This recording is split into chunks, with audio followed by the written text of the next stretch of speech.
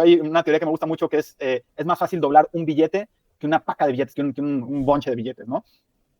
Y la teoría es muy sencilla, que si yo ahorita pago $100 un metro cuadrado, para que llegue a $200 pueden pasar varios años, ¿no? Pero si yo compro a $1 el metro, es cuestión de meses para que ese metro cuadrado cueste $2. Entonces, es nada más como pensar fuera de la caja, darnos cuenta de que hay otras oportunidades y pues puede llamarse México, puede llamarse Sudáfrica, puede llamarse de cualquier forma, pero a final de cuentas, como inversionistas, lo que tenemos que ver son los números y controlar esos riesgos.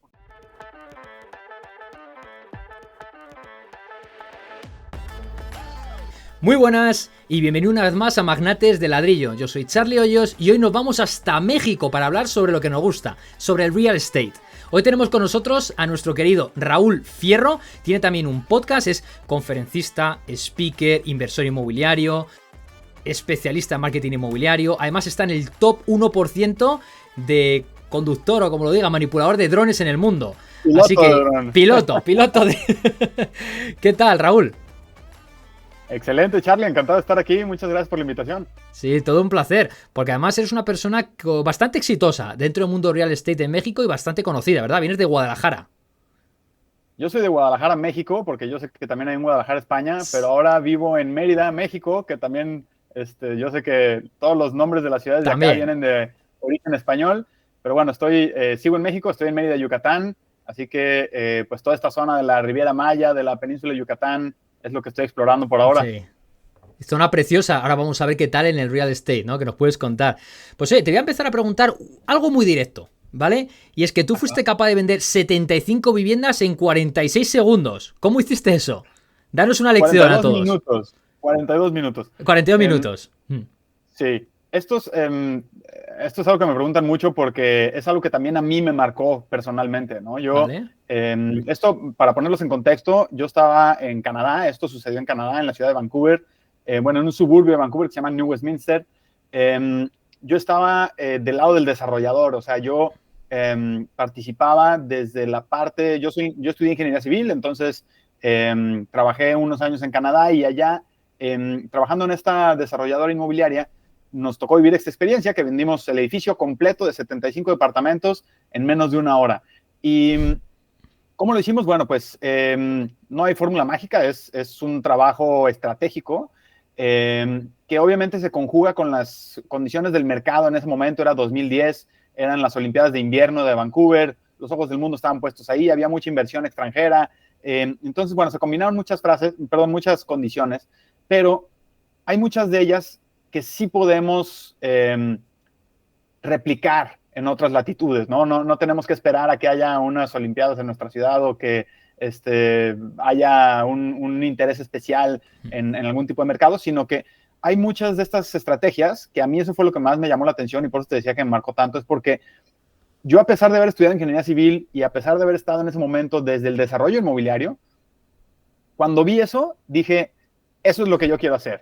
Yo quiero hacer más de eso. O sea, yo quiero ver una fila de gente afuera del showroom el día de la venta, una fila de 1,5 cuadras para pelearse por comprar un departamento. O sea, eso es lo que yo quiero lograr. Entonces, a partir de ahí, bueno, pues creo que empezó mi camino hacia el marketing inmobiliario, que es lo que hago el día de hoy. Y bueno, pues respondiendo a tu pregunta, ¿cómo lo hicimos? Fue una estrategia de 6 meses anterior al día de la venta, porque en Canadá, bueno, estoy seguro que en España también, en México es el mismo caso, que necesitas tener un permiso especial para poder prevender. Entonces, en Canadá abrimos el showroom 6 meses antes, a propósito, o sea, sabiendo que no podíamos vender. Abrimos el showroom 6 meses antes, hicimos una estrategia mediática, etcétera, y entonces fuimos creando esa expectativa para que cuando llegara el día de la venta, pues hubiera esa alta demanda ya predecida o predicha, ¿no? Entonces, sí hay muchas cosas, como te decía, que podemos replicar. Obviamente, número uno es la estrategia, o sea, nada sucede por arte de magia. Yo ahorita abro una pastelería y pues en el día uno a lo mejor no van a llegar muchos clientes, pero si yo hago una estrategia y yo hago un plan y lo formulo de una manera en la que concentro toda esa atención en un solo día, se puede lograr este resultado. Y bueno, pues es lo que ahora digitalmente vemos como los lanzamientos, estos webinars o masterclass, que lo que hacen es, en lugar de estar pichando uno a uno, concentran a todos en un solo evento virtual o presencial en este caso, y pues con esta masificación es muy fácil que esa misma vibra y energía que están emitiendo los que están realmente interesados, pues se contagie con los demás. Vale. Entonces, esa es, por ejemplo, una estrategia que creo que podemos replicar. Otra, evidentemente, el sentido de urgencia, ¿no? Si ves que se están yendo como pan caliente, híjole, pues yo también quiero uno, ¿no? También el tema de poner un show, ¿no? Me acuerdo que el director de marketing en ese momento decía, acuérdense que estamos en un espectáculo, o sea, tenemos que hacer sentir al cliente como el héroe de la historia. Cada vez que interactuemos con alguien que ya compró, wow, felicidades, no puedo creer que alcanzaste un departamento, o sea, sí. Reafirmar esa idea. Entonces, sí hay un montón de cosas dentro de esta estrategia que podemos replicar, no importa si estamos en Canadá, en España o en México. Qué bueno, es hacer sentir a esa parte de, ¿no? A la otra parte sí, del proceso. Emoción, claro. Exactamente, y tocar las emociones. Y ahí es cuando... Tal cual. Vale. Entonces, según abristeis ya lo que es la venta oficial, lo vendisteis todo en 42 minutos. 42 minutos. Ahí te puedo compartir la nota, salió en los periódicos y todo. Qué bueno, qué bueno. Vale, luego si me lo pasa lo puedo poner aquí Con gusto, al editar. claro. Qué bueno, vale. Genial, Raúl. Oye, vamos con otra pregunta, porque tú también eres un experto, sobre todo muy curioso, muy interesado, lo estudias y lo estás llevando a cabo en tus diversas empresas y negocios. Pero cuéntanos, ¿qué es eso del futurismo inmobiliario y cómo lo aplicas tú a tus diversas empresas? También si nos quieres comentar tus empresas, qué sé cada una, perfecto, para saber un poquito más sobre ti. Claro, te platico primero sobre mí, sobre mis empresas, para darte un poquito de contexto del porqué del futurismo inmobiliario. Yo, como tú dices, bueno, pues sí, soy speaker, escribo en medios, aparezco en radio y tele aquí en México, doy conferencias también internacionalmente, espero algún día vernos por allá en España. Sí. Pero bueno, todo esto es, pues, más que nada un hobby, algo que yo lo hago por compartir ese conocimiento que yo he tenido el privilegio de obtener y porque me importa también aportar valor a toda la comunidad. Pero bueno, mi negocio no es ese, mi negocio es el marketing inmobiliario, número uno. Tengo una agencia que se llama Sociala, donde estamos especializados en real estate marketing y tenemos clientes en 10 países y nuestros clientes suelen ser desarrolladores inmobiliarios a los que les ayudamos a prevender más rápido sus proyectos a través de la tecnología. También tengo otro negocio que se llama Bond Properties, que hace la parte de la comercialización inmobiliaria, la consultoría, todo esto, la definición de producto. Y bueno, pues tenemos como que nuestros clientes son los mismos desarrolladores, o sea, a ellos les vendemos tierra para su próximo proyecto y les ayudamos también a definir ese producto y a, pues digamos, a augurar ese demanda que puede tener el producto en el mercado. Ahora, el futuro inmobiliario o el futurismo inmobiliario, a mí me encanta la palabra futurismo porque es como una ciencia que estudia el futuro, ¿no? Y yo creo que para predecir el futuro, muchas veces basta con exagerar una tendencia. Por ejemplo, si yo veo que ahorita los coches eléctricos ya se empiezan a sofisticar y se empiezan a bajar de costo y etcétera, entonces es solamente cuestión de tiempo para que los coches eléctricos reemplacen a los de combustión interna. Si yo veo que ahorita ya la gente ya dejó de confiar en las marcas, en las grandes marcas porque las considera malvadas, que explotadoras, etcétera, y empieza a confiar más en las marcas personales, en estas pues personas tal cual, ¿no? En figuras personales, pues es natural pensar que en el futuro van a vender más las marcas personales que las marcas corporativas. Entonces, si te fijas, es nada más cuestión de exagerar una tendencia para poder predecir un outcome futuro.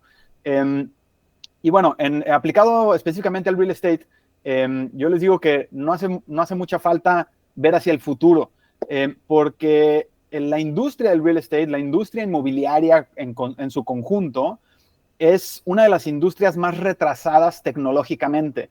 Es decir, seguimos construyendo idéntico que hace 5,000 años. O sea, los egipcios construían sus pirámides de la misma forma en la que nosotros seguimos poniendo ladrillos ahorita, ¿no? Entonces, seguimos construyendo como hace 5,000 años, seguimos firmando contratos como hace 500 años, o sea, escrito, ir con el notario, vernos en persona, la firma autógrafa. O sea, esto se inventó hace 500 años y lo seguimos haciendo el día de hoy.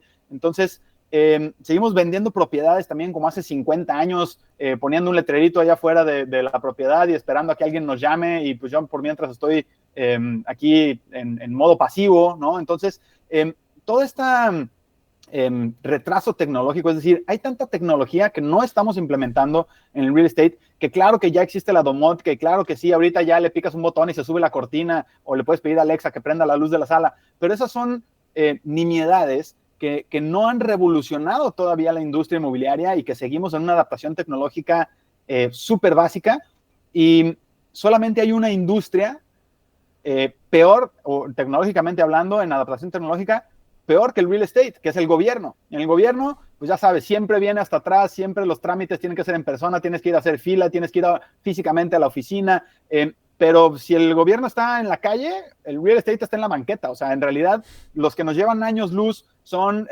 las industrias financieras, las industrias del entretenimiento. Las fintech. Hay un montón de industrias, claro, las fintech. Entonces, el PropTech, que es la tecnología aplicada al real estate, pues tiene una tarea titánica, y creo que sus primeras tareas, respondiendo a tu pregunta de cuál es el futurismo inmobiliario, pues yo creo que sus primeras tareas es nada más alcanzar a los otros. O sea, nada más ponernos al parejo, tenemos décadas de trabajo que hacer. Entonces, para mí el futurismo inmobiliario no tiene mucho que ver con las películas de Volver al Futuro ni Terminator, sino vamos aterrizándolo y vamos poniéndolo práctico, nada más alcanzar a los que ya nos llevan toda esa ventaja. Creo que ya estaríamos hablando de una industria muy diferente. Y te pregunto, Raúl, porque realmente a mí me parece muy bien que hay que innovar, ¿vale? Porque, oye, todos cambiamos como personas, los tiempos cambian, y también es cierto que tenemos que adaptar o cambiar la forma en la que trabajamos, ¿no? Ahora bien, realmente me comentabas que hacemos lo mismo que hace 5.000 años, ¿no? Como cuando se hacían las pirámides, o hace 500 cuando se hacían los primeros contratos, etcétera. Pero realmente, ¿hay alguna ineficiencia en esa forma de construcción? ¿O ineficiencias a la hora de hacer contratos? ¿Me entiendes lo que quiero decir? O sea, ¿hay realmente una necesidad para cambiar? ¿Qué es lo que mejoraría? ¿Qué partes mejorarían? 100%. A ver, ahorita el problema que tenemos, no sé, no tengo datos de España, pero en Latinoamérica, la mayoría de las casas, o sea, la mayoría de las residencias son construidas por sus propios habitantes. Es decir, la autoconstrucción en Latinoamérica es un problema grave, porque pues, obviamente es alguien que fue a la tienda de materiales, compró sus materiales y construyó su casa sin un plano, sin un cálculo estructural, sin nada, ¿no? Entonces, creo que esto se hace por una necesidad de que no tienen los recursos suficientes para comprar una vivienda construida por profesionales, que es costosa, que está regulada, que evidentemente para construir necesitan traer su casco, sus botas, su arnés, un montón de cosas, y que todo esto eleva el costo de la construcción. Y entonces imagínate que en lugar de que tuviéramos todas estas personas trabajando y tuviéramos esta impresora 3D que ya existe, ¿no? Este brazo, como esta bomba de concreto que seguramente has visto en las obras, ¿no? Que sí, es un brazo hidráulico, sí, pero es automatizado, es robótico. Entonces puede ir creando en tercera dimensión estos muros, estas divisiones. Entonces, esto es una manera de eficientar, por ejemplo, el proceso constructivo.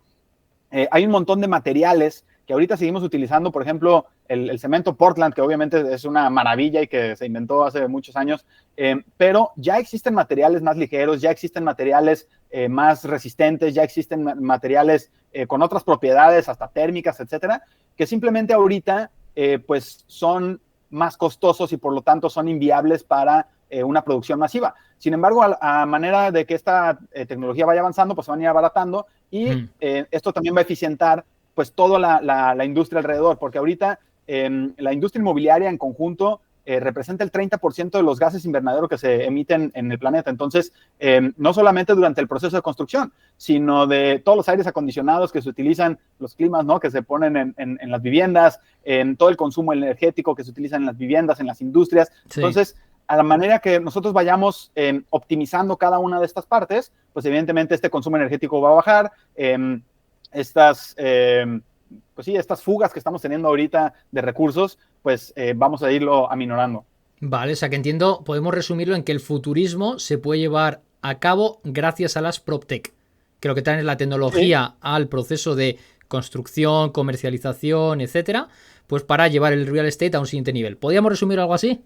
Futurismo. Sí, tal cual. El PropTech es la contracción de las palabras en inglés Property Technology, PropTech. Entonces, cualquier tecnología aplicada a la industria inmobiliaria se puede definir como PropTech. Así que, pues, todas estas tecnologías, por muy pequeñas o revolucionarias que parezcan, pues todas aportan a este gran objetivo. Vale, genial, Raúl. Oye, cuéntanos sobre la inversión inmobiliaria en México, porque estoy viendo dos tendencias. Una es que estoy viendo, porque a ver, yo soy una persona que en mi canal, a ver, que nunca sea consejo financiero, pero sí que digo, ¿vale? Lo que yo creo que hay que hacer. Ahora bien, cada uno que luego haga lo que quiera, que investigue, haga lo que quiera. Claro. Pero soy de la Sí. opinión en la que primero, hay que invertir. Segundo, no hay que invertir solamente en inmobiliario. Y tercero, que dentro del inmobiliario no inviertas solamente en tu país o en un país. Claro. Porque si algún día esa propiedad privada peligra, pues oye, por lo menos puedes, imagínate, inviertes antes en España y en España pasa algo que hace peligrar la propiedad privada, pues dices, pues Sí. tengo 5 propiedades en México. Pues sabes que puedes tirar Claro. de las propiedades de México para seguir con tu libertad financiera o por lo menos sobrevivir, ¿no? Que al final esa es un poco Claro. la vida. Entonces te pregunto, ¿cuál es el futuro inmobiliario de México, ¿vale? Y lo que ves en el mundo, ¿vale? A lo mejor ves que hay algo diferente en México Claro. con respecto al mundo. Porque tú has estado en Canadá, en Australia, en Italia. O sea, eres un tío Sí. súper internacional. Sí, mira, yo creo que tú acabas de dar la clave de cualquier inversión. Vamos hablando de en la mente de un inversionista, la clave siempre va a ser la diversificación. Entonces, si tienes todos los huevos en una misma canasta, esto es ABC, ¿no? Esto es inversiones 101, ¿no? 101.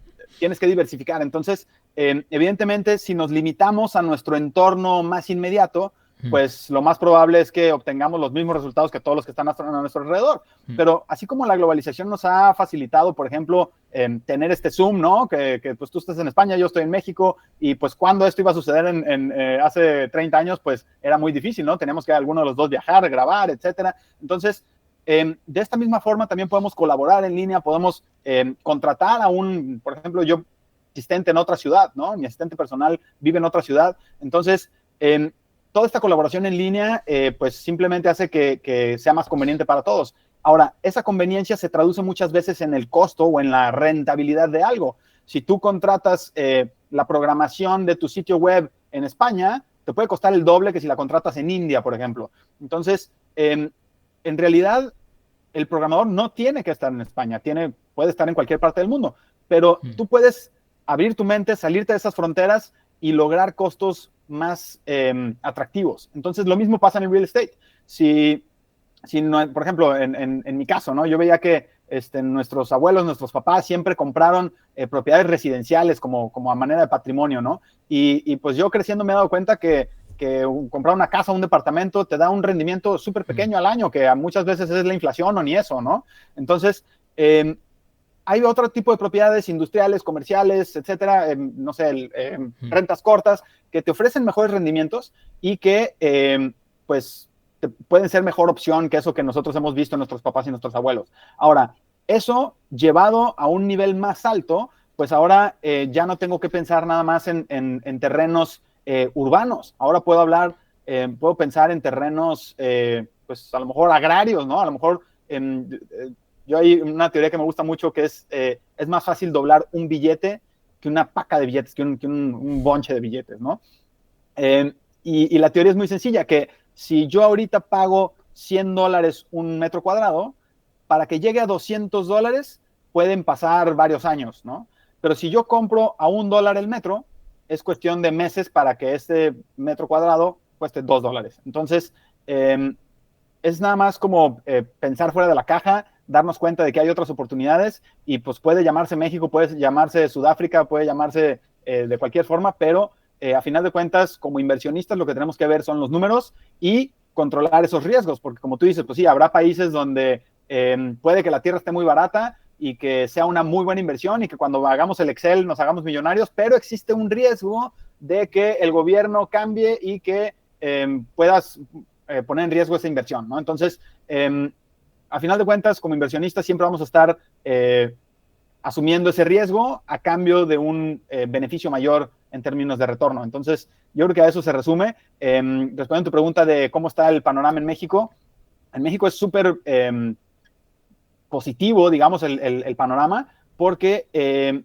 Estados Unidos está haciendo lo opuesto que hizo durante muchos años. Antes mandaba a maquilar a los países más baratos, ¿no? Mandaba a fabricar su ropa a Vietnam, sus coches a China, y entonces ahora que el transporte se está convirtiendo más caro, ellos están buscando reducir esas distancias y entonces la opción obvia viene siendo México y es lo que ahora, en lugar del offshoring, ahora es el nearshoring.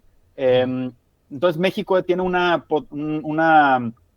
oportunidad única en su historia, que es ofrecerle todos esos servicios a la industria y al comercio americano, que es nuestro vecino del norte más importante, y que pues todas esas oportunidades se traducen en el mercado inmobiliario como pues oportunidades para hacer terrenos industriales, terrenos comerciales, toda esa gente que se viene a vivir también a México, a estas grandes fábricas, por ejemplo, la de Tesla en Monterrey o otras en otras partes de México, pues obviamente también eso trae otro tipo de demandas. Esas personas que están viniendo a vivir para acá necesitan un lugar donde vivir, necesitan más servicios, necesitan más comercio, necesitan más escuelas. Entonces todo eso es una cascada que va derramando hacia abajo. Y bueno, pues eso si lo sumamos a que el turismo en México se multiplica en 2 dígitos casi cada año, entonces pues tenemos un boom en muchas partes. Tenemos, los más famosos son Los Cabos, Cancún, Puerto Vallarta,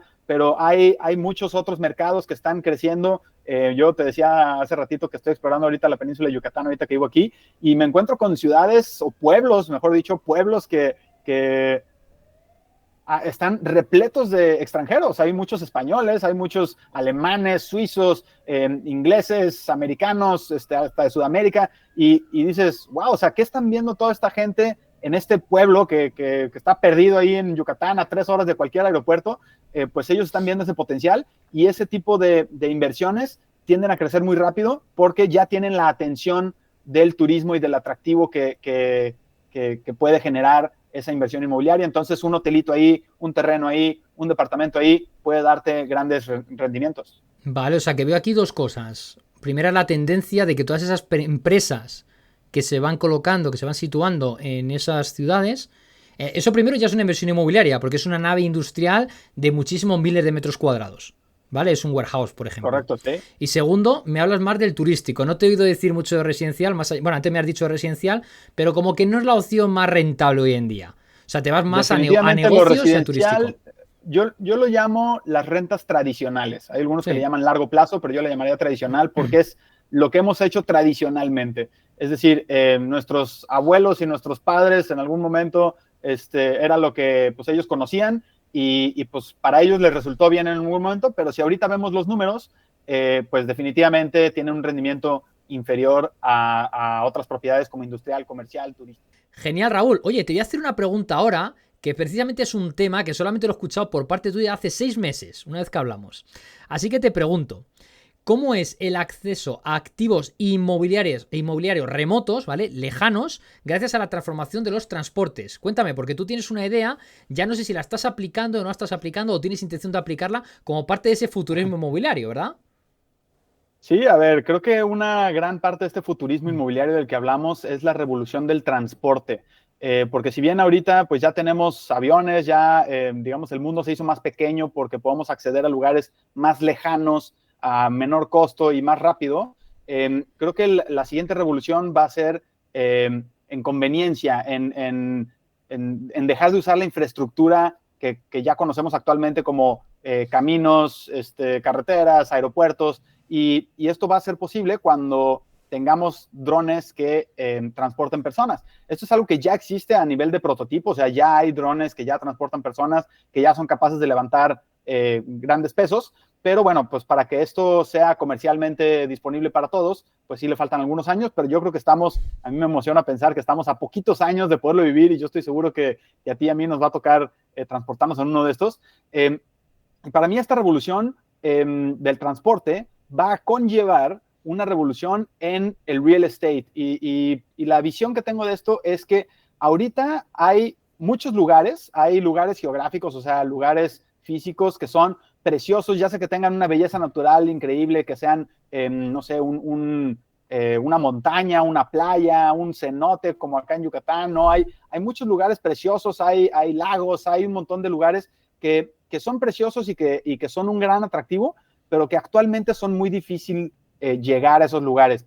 Muchas veces a estas montañas pues tienes que subir a pie, o necesitas un vehículo 4x4, o a algunos de estos lugares tienes que llegar en barco. Entonces, todos estos lugares que ahorita son inaccesibles porque no hay la infraestructura, no hay una carretera, no hay un camino para llegar, con los drones esto va a ser muy sencillo y entonces vas a llegar muy rápido y muy fácil a estos lugares, y esto para mí es una revolución del real estate, porque esos terrenos que ahorita valen muy poco porque son inaccesibles o no tienen infraestructura, pues en el futuro ya no van a necesitar estar conectados a la red eléctrica porque, bueno, pues ya van a tener sus propios paneles solares y van a ser autónomos en ese sentido. Ya no van a necesitar una infraestructura de gobierno, una calle, una carretera, porque pues tú puedes llegar ahí por tu dron y pues esto va a elevar el precio de esas propiedades.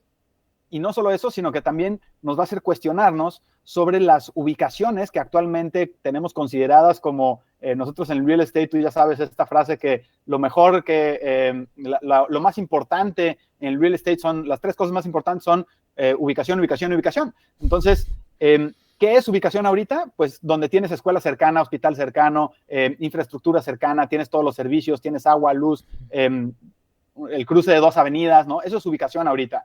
Pero esa definición de gran ubicación va a cambiar en el futuro, cuando en realidad nosotros podamos desplazarnos a cualquier lugar a través de estos drones. Entonces, ¿quieres decir que a partir de ahora es mejor no comprar ubicación, comprar barato fuera del centro de Guadalajara y algún día se revalorizará? Sí, yo creo que ahorita lo que nosotros consideramos una buena ubicación es eso, pero no quiere decir que no tengamos que comprar una buena ubicación. Hay que comprar una buena ubicación, pero ya con esto en mente. Es decir, si nosotros en realidad vamos a invertir a largo plazo, una buena ubicación a lo mejor va a ser algo que está frente al lago, que ahorita no se puede llegar porque no hay camino, que hay que caminar 2 horas, o frente a la playa, que no tiene carretera para llegar y solamente puedes llegar en barco, o en esa montaña que está preciosa, pero que es una subidota que tardas mucho en llegar porque el camino es muy sinuoso, y pues en dron harías a lo mejor 10 minutos. Entonces, son este tipo de cosas que ahorita a lo mejor son accesibles porque pues esta visión a largo plazo todavía no la adoptamos, pero una vez que entra esta revolución del transporte, pues estas propiedades evidentemente van a subir de valor. O sea que ya veo a los agentes inmobiliarios haciéndose con drones para hacer las visitas, ¿verdad? 100%, yo soy uno de esos, nada más que ahorita es solo el dron solamente carga la cámara y yo tomo esas fotos y videos, pero definitivamente ya ahorita ya los inmobiliarios estamos aplicando el dron en ese sentido. Súper curioso, ¿vale? Raúl, te voy a preguntar, a ver si eres capaz de darme 5 razones para invertir en México. Para todos los españoles que nos están escuchando, que digas, oye, 5 razones por las que tienes que plantearte el invertir en México. Claro, a ver, para mí la número 1 y por la que me encanta ir a España también es porque es una cultura muy similar, pero, y la razón número 1 es el mismo idioma. Es decir, tú, si ya tienes la idea de invertir fuera de España, bueno, pues te puedes ir a Francia, pero hablan otro idioma, te puedes ir a Italia, te puedes ir a Alemania, te puedes ir a muchos lugares, pero en México tienes el mismo idioma, así que esa barrera está eliminada. Entonces, puedes hablar con los locales, puedes leer todos los letreros, puedes hacer todo lo que tú quieras como si estuvieras en tu casa. Así que para mí, el que aquí hablemos castellano o español, pues es para mí la razón número 1. La razón número 2 es que estás a un vuelo de distancia. Tienes vuelos Cancún, tienes vuelos Ciudad de México, tienes vuelos inclusive en Guadalajara, Madrid. Hay un montón de opciones que, bueno, pues te subes en un avión y en menos de medio día ya estás acá considerando todos los trayectos. Está súper bien conectado, entonces es algo a lo que no le tienes que dar la vuelta, es decir, no estás yendo a Australia, no estás yendo a un lugar remoto donde tienes que tomar 5 vuelos. Aquí está súper bien conectado y llegas a un lugar que es completamente diferente a lo que ya conocemos, ¿no? A lo que estamos acostumbrados a ver en España, sobre todo en temas de clima. Por ejemplo, acá es un clima mucho más cálido. Si te vas a las playas del Caribe, tienes un montón de bellezas naturales que solamente se encuentran aquí en la península de Yucatán, como los cenotes, por ejemplo. Tienes ruinas mayas, tienes haciendas, tienes todos estos atractivos turísticos que evidentemente, pues para mí serían el punto número 3. Porque, bueno, pues como turista, evidentemente quieres explorar estas cosas y conocer estas cosas. Para quien le interese este tema de la exploración, pues para mí sería el número 3. Una cosa que muchos, yo estoy seguro que muchos españoles estarán de acuerdo, es la comida. El tema culinario en España yo sé que es muy, pues, buscado, ¿no? La gente está muy interesada en el tema de la comida y bueno, pues México tiene también una gran oferta gastronómica. Si te vas acá en Yucatán, pues es un tipo de comida, son los panuchos, es la cochinita, todo lo entierran aquí, lo hacen pib, así lo dicen en maya. Entonces, hay un montón de delicias de slow food, ¿no? Que tardan horas, a veces días en cocinar, y que pues evidentemente es toda una experiencia cuando la vives. Pero cada región tiene lo suyo. Entonces, si te vas al tema de Guadalajara, tienes torta ahogada, carne en su jugo, tienes un montón de platillos diferentes. Si te vas al norte, son las carnes. Entonces, cada región de México tiene su oferta culinaria, así que es una gran razón también para venir a México. Y que no falte picante, ¿verdad? Que no falte picante. El picante, sí, claro. A ver, si les gusta el picante, definitivamente no van a encontrar mejor lugar que México. Ahora que ya hay niveles, ¿no? Ahorita ya es muy friendly en ese sentido, ya te ponen 5 salsas en la mesa y te dicen va de menos a más, esta es la de habanero, ¿no? Esta es la que más pica, pero acá si te quieres empezar tranquilo, empiezas por acá, ¿no? Entonces, sí, definitivamente creo que la oferta gastronómica para mí sería el punto número 4. Vale, o sea que no te echan de México, ¿no? No te echan de México si no pruebas el picante, ¿no?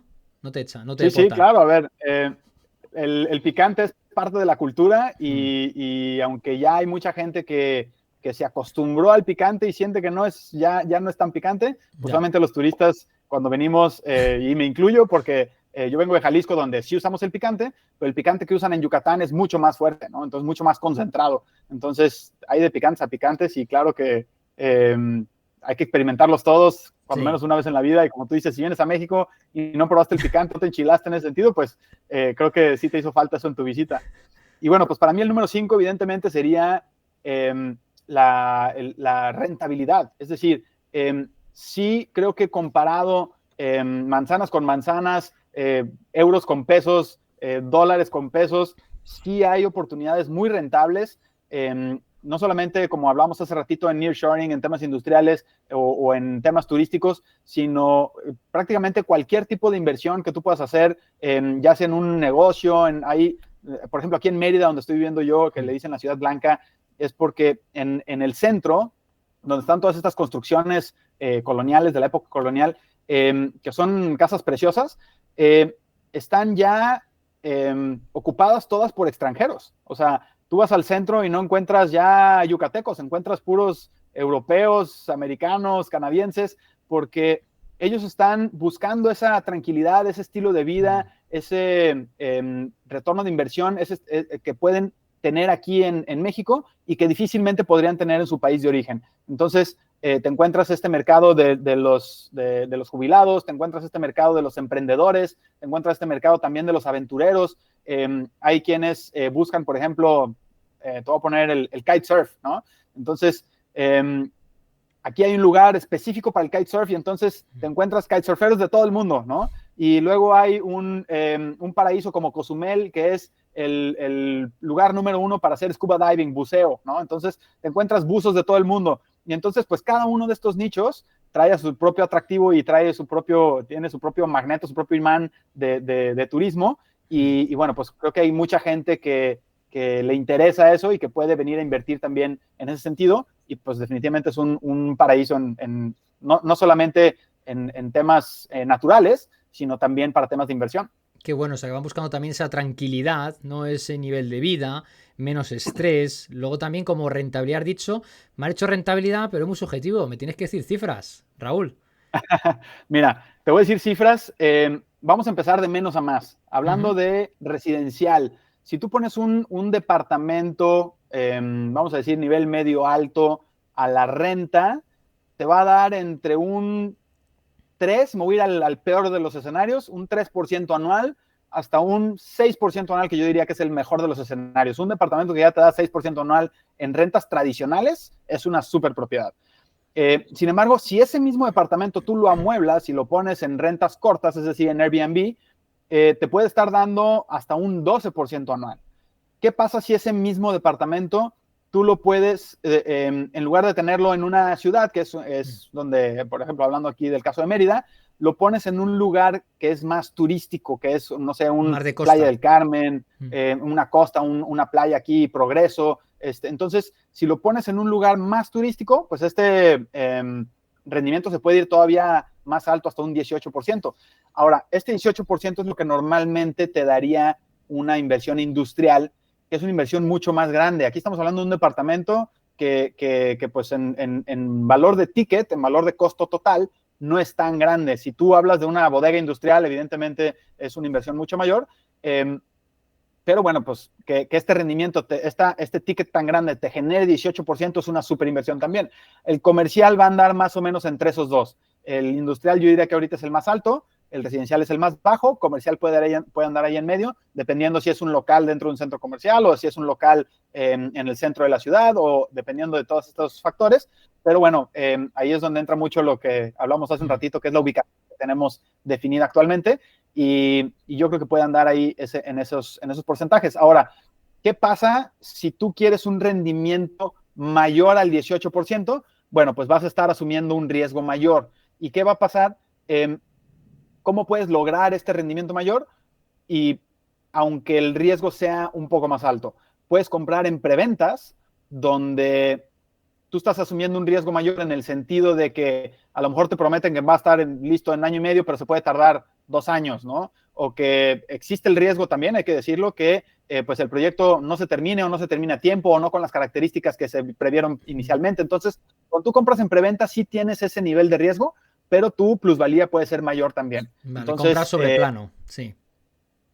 Entonces, ahí sí tú puedes estar hablando a lo mejor de un 20-30% de rendimiento, pero pues con un riesgo mayor también. Entonces, ahora sí que, como hablábamos hace ratito, la tarea del inversionista es poner en la balanza ese riesgo contra el retorno que deseo. Hay quien quiere irse más conservador, algo que ya está terminado, que ya puede empezar a rentar el día 1, y obviamente su retorno va a ser de este tamaño. Hay quien prefiere un retorno más grande, y bueno, pues su riesgo va a ser más alto, pero seguramente también va a ser el retorno. Entonces, puesto así en la balanza, creo que esos son los números que te podría dar acá en México, que seguramente en España me imagino que han de ser similares.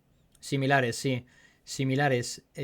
Fíjate, en turístico, evidentemente, cuando empiezas. A ver, sí que es cierto que hay viviendas en tradicional que puedes llevarte un 8, un 10, un 12, ¿vale? También depende de qué precios compres y también depende un poquito. Es siempre el binomio riesgo-rentabilidad, rentabilidad-riesgo, como tú bien has dicho, Claro. ¿no?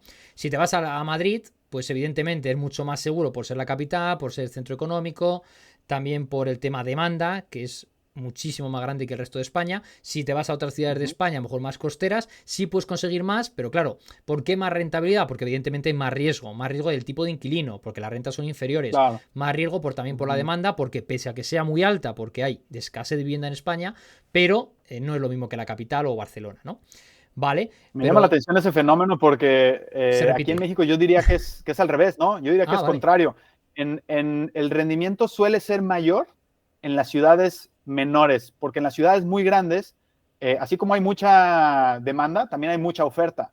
Y entonces la rentabilidad de una propiedad en una zona urbana muy consolidada ya suele ser menor porque las propiedades empiezan a ser viejas, entonces aunque sí hay mucha demanda, pues también hay mucha oferta y entonces la gente como que ya le saca la vuelta a estas grandes ciudades. Y, por ejemplo, yo comparando mi ciudad natal, que es Guadalajara, con Mérida, que es una ciudad, por ejemplo, para ponerlo en perspectiva, Guadalajara tiene 6 millones de habitantes, ¿no? Entonces, Mérida tiene 1 millón de habitantes y la rentabilidad es 50% mayor en Mérida, porque sí, eso mismo te decía. Eso mismo te decía, que ¿sí? las ciudades capital. Okay. Sí, lo mismo. Que la ciudad de Madrid es menos rendimiento que, por ejemplo, en otras ciudades de la costa. Ya. Porque la capital es como más seguro. ¿Me entiendes? Sí, ok. Sí. No, entonces estamos exactamente en el mismo caso. Sí, yo creo que es igual, el mismo tipo de patrón en todos los países, ¿sabes? Claro. Vale, pues eso en cuanto a rentabilidad, vale, y entiendo, me ha gustado lo que has dicho. Lo has dicho hace ya al principio, que decías que estáis en México incrementando el turismo año a año, hablabas de 2 dígitos. Entonces yo creo que eso también va a dar mucha demanda al sector turístico y entiendo que por ahí deberían ir los tiros para cualquier persona que quiera diversificar más allá de España, porque yo siempre lo digo, ¿España está bien? Sí, está muy bien, y como están atacando la propiedad privada para echar al inversor pequeño, básicamente eso lo que hace es aumentar la rentabilidad, porque hay menos oferta. La gente no quiere poner la vivienda, la prefiere dejar cerrada antes que alquilarla, porque si se te mete alguien o no quiere pagar, vas a tardar 1 o 2 años en echarle. Vamos, Sí. Funciona así. Justo Entonces, acabo de publicar hoy en mi Instagram un artículo al respecto que se llama El aval es el rival, porque evidentemente el problema que tenemos aquí en México es ese, que las leyes protegen al inquilino y entonces cuando hay alguien que no quiere pagar o que ya no tiene la capacidad de pagar, pues es tardado y entonces hay personas que prefieren, como tú dices, dejar la vivienda vacía antes que rentarla. Entonces esto eleva el costo de las propiedades disponibles. Y bueno, pues esto es un fenómeno que podría ser mitigado con legislación muy sencillo. Otro punto que tú dijiste es que el precio de las propiedades siempre va a ir hacia arriba porque pues tenemos una oferta limitada, ¿no? O sea, en nuestro planeta Tierra tenemos tantos kilómetros cuadrados de tierra y pues cada día somos más personas, entonces cada día hay más demanda, pero la oferta se mantiene en la misma. Entonces, por esa sencilla razón, creo que el precio de metro cuadrado de tierra siempre va a valer más. Sí, sobre todo también porque es más sencillo tener 1 o 2 niños que levantar 1 o 2 bloques de edificios. A ver si me entiendes. Entonces, claro, básicamente la población está creciendo mucho más rápido que lo que están creciendo las viviendas disponibles. Tú lo has dicho, y estoy totalmente de acuerdo. La regulación sería sencillísima. Creo que en una tarde lo pueden hacer unos políticos que se dedican a ello, ¿no? Llegar a decir, a partir de ahora más protección. ¿Cómo? Pum, pum, pum. ¿Vale? ¿Qué sucede? Claro. Yo, es mi opinión personal, es un poco revolucionaria, pero yo creo que el socialismo se está extendiendo por el mundo. El socialismo es básicamente defender al que hace daño a la economía, a la persona que no quiere producir, no quiere trabajar y a la persona que quiere vivir a costa de terceros.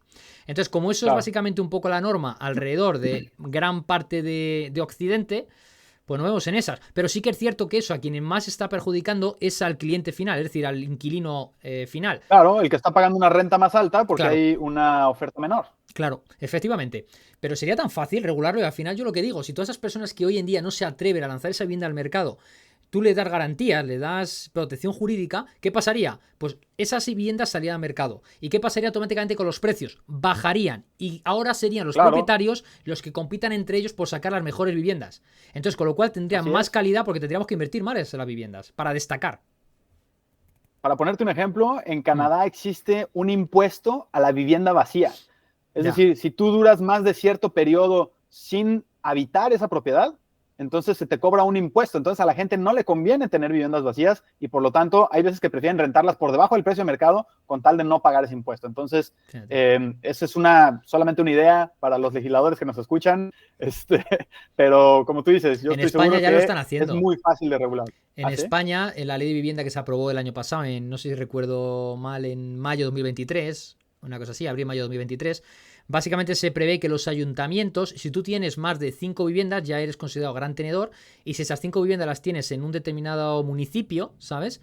Tú, por ejemplo, en el municipio de Madrid tienes 5 viviendas, y creo que era que si las tenías desocupadas durante no sé cuánto tiempo, tú le dan potestad al ayuntamiento para que incremente el impuesto, el property tax, ¿vale? El IBI, que se llama en España, el impuesto de bienes inmuebles, implementarlo en un 150%, un 200%, algo así es. Wow. ¿Sabes? O sea sí, que... a ver, creo que también todo este tema de legislación es un tema por sí solo, pero se me ocurrió ahorita otro ejemplo que leí, que en Nueva York decían que se estaba elevando demasiado el precio de las viviendas porque muchos de ellos preferían ponerlo en Airbnb, en rentas cortas, ¿no? Entonces, las personas que querían rentar a largo plazo, es decir, a un año o dos, pues no encontraban vivienda porque ya todo era Airbnb. Entonces, los legisladores tuvieron la brillante idea de limitar estas rentas de Airbnb y entonces dijeron, la renta mínima tiene que ser de 6 meses en estas zonas. Y pues tardaron meses, si no es que más tiempo en generar esta ley, y al día siguiente de que salió la ley, en Airbnb hicieron un cambio de que pues ahora la renta mínima es de 6 meses, pero puedes cancelar al día siguiente. Entonces, en realidad tú rentabas por 6 meses, pero al día siguiente decías, no, ya me quedé una noche, ya cancelo mi contrato y adiós, entonces rentaste una noche. Entonces, sí creo que este tema de legislación, pues a veces no salen como esperamos. Y bueno, lo hacen pues a propósito, Raúl, lo hacen a propósito. Claro, creo que es trabajo de ellos también ponerlo en práctica. Sí, y no, en España están haciendo lo mismo, exactamente lo mismo. En Barcelona están diciendo que para 2028 quieren eliminar todos los contratos de Airbnb, o sea, todos los viviendas de Airbnb, si no recuerdo mal. Y en Madrid también están diciendo que hay no sé cuántas ilegales. y que si siguen intentando alquilar, multas de, creo que el primer intento son 30.000 euros, la primera vez que te pillen, la segunda son 60 y la tercera 90. Estamos hablando de Wow. cifras altas, ¿sabes? Sí, sí, sí, Entonces es sí. bastante disuasorio para que la gente se Sí. acojone y diga, no alquilo, y entonces vuelven al alquiler tradicional. Porque en alquiler tradicional, Sí. esta ley vivienda es para ese alquiler tradicional. Entonces la gente ha dicho, vale, pues me voy del alquiler tradicional y me meto en Airbnb, me meto en habitacional, etcétera, etcétera. Claro, entonces, ¿qué dicen? Claro. Vamos entonces a por ahora, a por el habitacional y a por Airbnb. En fin, al final provocan más problemas que lo que resuelven. Pero insisto, yo estoy convencido de que lo hacen a propósito. Es decir, hay realmente una Sí. intención por detrás que es fastidiar el mercado para que ellos puedan intervenir cada vez más. Eso es el socialismo. Estoy de acuerdo. Sí, sí. Yo lo veo claro, la verdad. Vale, te pregunto, Sí. regulación, bueno, regulación ya hemos hablado, pero fiscalidad. Coméntanos fiscalidad en México. ¿Cómo funciona allí el alquiler y la venta, por si haces flipping inmobiliario? Claro. Mira, voy a empezar por un tema que acá se llama zona restringida. Ujú. México tiene una ley de la época de la independencia o de la revolución donde perdimos gran parte del territorio mexicano y se lo vendimos, entre comillas, a Estados Unidos, ¿no? Entonces, en realidad era porque ya estaba ocupado y porque, bueno, pues todo un Sí. tema histórico. Pero esta zona restringida dice que a 100 kilómetros de la frontera, de cualquier frontera con otro país, o a 50 kilómetros hacia adentro de las costas, solamente pueden ser dueños mexicanos. Entonces, ¿qué pasa cuando un extranjero quiere comprar un departamento en la playa? Lo tiene que hacer a través de lo que acá se llama un fideicomiso, es decir, tiene que crear una persona moral, una empresa, vamos a decirlo así, que imagínate que tú, Charlie, compras un departamento en Cancún. Entonces, Charlie, por ser español, no puede ser dueño de un departamento en Cancún porque está en zona restringida. Sin Sí. embargo, Charlie puede hacer Magnates del Ladrillo SADCB y entonces Magnates del Ladrillo SA compra ese departamento en Cancún. ¿Y quién es el dueño de ese departamento? ¿Quién es el dueño de Magnates del Ladrillo? Charlie. Entonces, tú eres dueño de la empresa y la empresa es dueño del departamento. Entonces, eso sí hay que decirlo. Si vas a comprar en una zona costera o en una zona fronteriza, necesitas hacerlo a través de este instrumento. Vale, porque la Eso para mí propietaria es es el la único, empresa, por eso, ¿verdad? porque la propiedad es la empresa, tal cual. Sí. Vale. Entonces, con eso ya nos quitamos o nos cepillamos esa parte de que el mexicano tiene que ser dueño Sí. del inmueble que esté en zona restringida. Ujú. Entonces, esa es la forma en la que un extranjero puede ser dueño.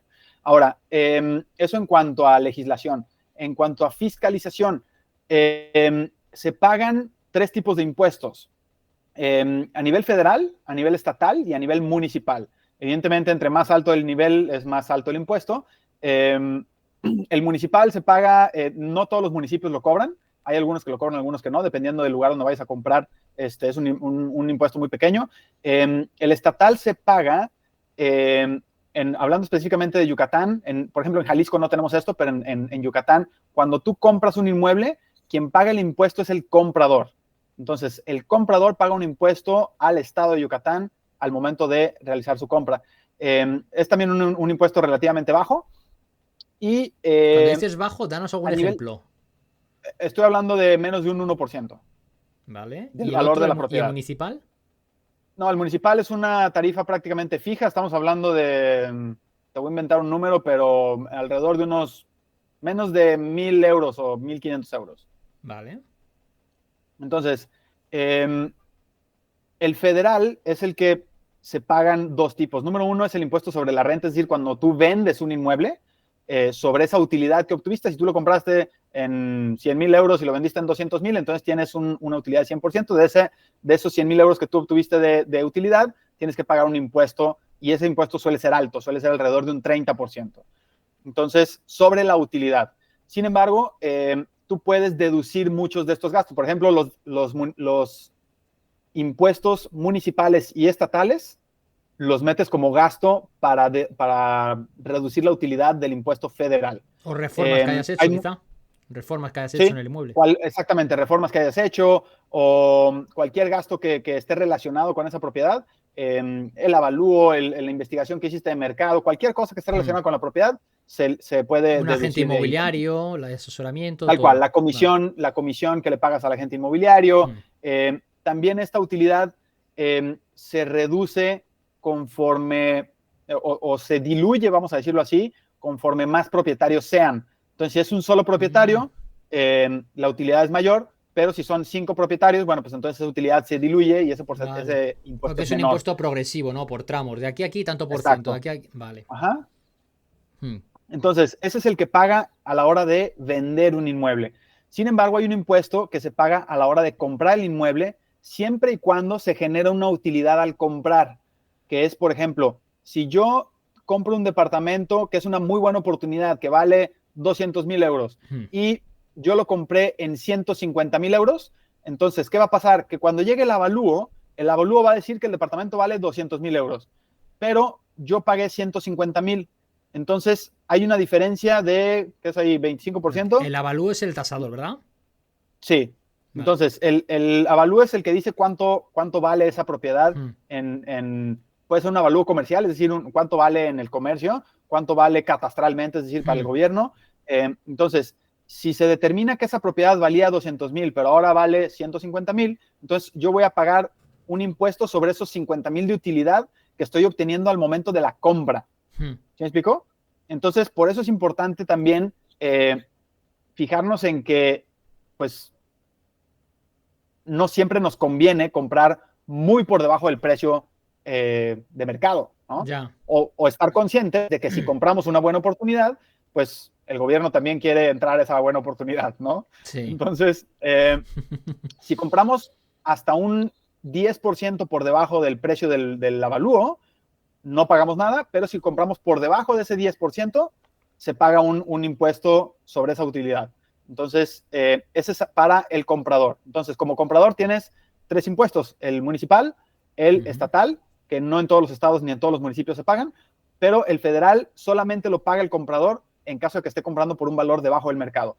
El vendedor solamente va a pagar el impuesto sobre la renta, es decir, la diferencia entre el precio al que él compró y al que él vendió. Entonces, Y ese se Raúl, paga a la hora de la venta. si ponemos un ejemplo, una vivienda que te cueste 100.000 euros y está dentro de ese 10%, ese impuesto no tienes que pagarlo.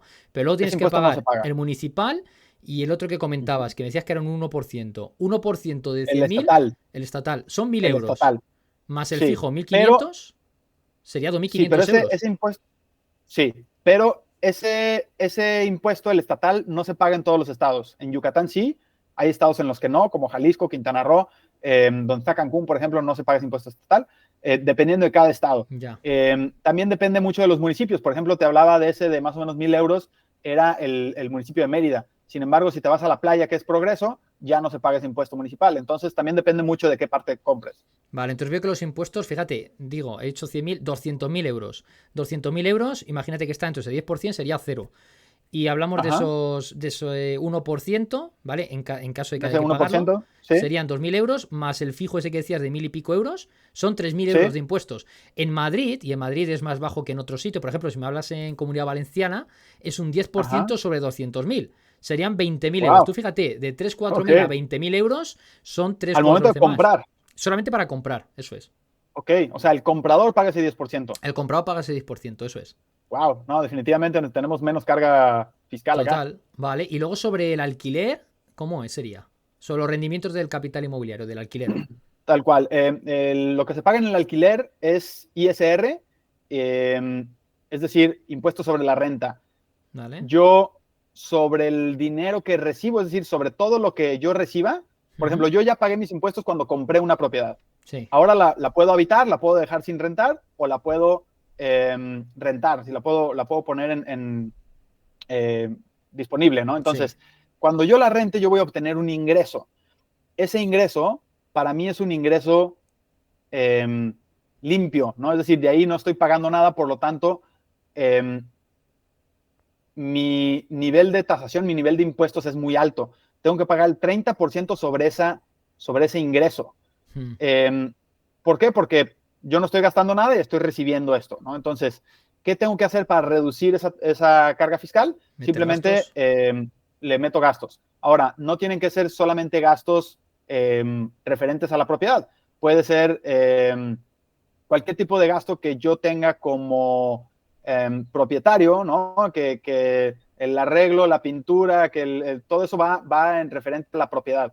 pero hay otro tipo de gastos que yo puedo decir, mi contador, ¿no? Mi estratega, el marketing que hicimos, todo lo que tenga que ver con mis gastos relacionados a ese ingreso que estoy recibiendo. Entonces todo eso también va reduciendo y pues se va tomando en cuenta para reducir ese impuesto sobre la renta, sobre la utilidad. Vale, o sería el 30%, has dicho, ¿no? Ya de lo que es el neto. Sí.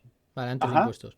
Vale, entendido. Y no tenéis bonificaciones por ejemplo, en España tenemos bonificaciones por vivienda habitual. Vivienda habitual, que es ahora, por ejemplo, está en el 50%. Es decir, tú después de gastos y amortización y tal, le quitas el 50% y esa entonces sería la base imponible antes de impuestos. Sí, a ver, hay muchos temas aquí. Por ejemplo, ahorita estábamos hablando de que tú como extranjero puedes ser dueño de una propiedad que no está en zona restringida directamente, pero en zona restringida tendría que ser una empresa la dueña. Ahora, esta empresa tiene gastos adicionales. Esta empresa puede tener nómina, puede tener renta de oficinas, puede tener un montón de gastos que también entran porque ya no vas a, ya esta empresa ya tiene ingresos, o sea, esta renta que está recibiendo, pues es un income, ¿no? Una vía de entrada, pero tiene múltiples vías de salida, entonces en realidad puede tener muchos gastos adicionales a los que tiene directamente con la propiedad. Esa es una. Hablando de cuando es una persona moral la dueña. Cuando es una persona física, también hay muchas condonaciones o facilidades. Por ejemplo, si es la primera vez que pagas impuestos, es decir, tú no estabas dado de alta antes en el sistema y te registras el día de hoy, durante tus primeros 10 años, solamente vas a pagar, el primer año vas a pagar 0% de los, es decir, el primer año no vas a pagar nada de impuestos. Vale. El año 10 vas a pagar el 100% de los impuestos que te corresponden. Pero durante estos 10 años va a ir en incrementos 10% cada año. Vale. Entonces, si al final del año, si al final de los 10 años, perdón, yo tengo que pagar 30%, el primer año yo voy a pagar 0%, el segundo año yo voy a pagar 3%, porque es el 10% de 30%, y luego voy a pagar el 6%, y luego el 9%, y así nos vamos hasta que llegue al 30% dentro de los próximos 10 años. Entonces, para los que es su primera propiedad o es la primera vez que van a tributar en México, tienen esa facilidad también, se llama incorporación fiscal. Soy la primera vez que me doy de alta y por lo tanto tienes esa facilidad. No, eso está muy bien. Estoy seguro, sí, estoy seguro que también como extranjeros, cuando menos en mi caso, por ejemplo, con Estados Unidos, yo ingresos que recibo en Estados Unidos no pago impuestos porque yo demuestro que yo pago impuestos en México. Entonces, al no ser residente americano, yo tengo la obligación de reportar esos ingresos que estoy recibiendo en Estados Unidos y tributar en México. Pero no pago impuestos sobre la renta en Estados Unidos. Pago impuestos allá cuando venda una propiedad allá, cuando mis taxes apliquen en territorio americano, pero no sobre los ingresos tal cual. Entonces, estoy seguro que también en temas internacionales, digo, yo no soy especialista en eso, pero seguramente hay también ese tipo de modalidades. Sí, son convenios de doble imposición fiscal, ¿verdad? Ajá. Temas. Vale. Oye, te voy a preguntar, a través de tu inmobiliaria Bond Properties, vendes varios terrenos, ¿verdad? Y lo que hacéis es algo así como promociones inmobiliarias de varios miles de metros cuadrados.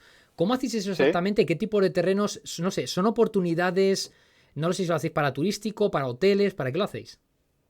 Mira, en Bond Properties tenemos un nicho de mercado que son terrenos para desarrollo.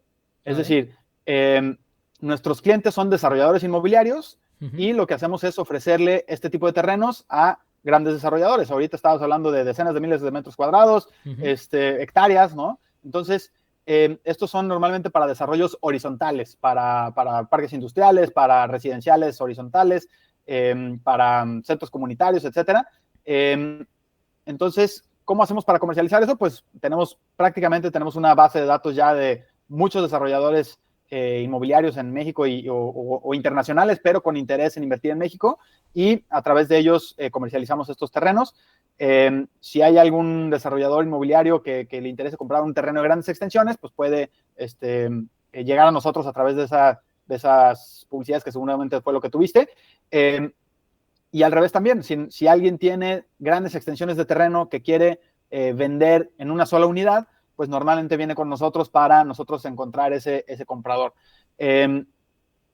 ¿Cómo se hace? Bueno, pues también hay terrenos de menor metraje, pero ya urbanos, por ejemplo, a lo mejor con potencial vertical, ¿no? Para hacer un edificio o para hacer un centro comercial. Entonces, pues todo esto lo hacemos como por medio de este nicho. Es decir, en Bond Properties tenemos esa especialidad y pues, ¿cómo lo hacemos? Pues con ese network que ya hemos formado de desarrolladores inmobiliarios, es como compramos y vendemos estas grandes extensiones de tierra. Vale, vale. Oye, te voy a hacer una pregunta final, ¿vale? Creo que es importante Venga. porque habíamos dicho que además de todo esto, porque eres experto en varias cosas, ¿no? Pero una de ellas es como experto en marketing inmobiliario. Entonces, para nuestros amigos españoles, a ver, algún consejo como experto inmobiliario, experto en marketing inmobiliario, tanto para alquilar como para vender. Así algo simple, que se les quede. Mira, algo súper sencillo, buenas fotos.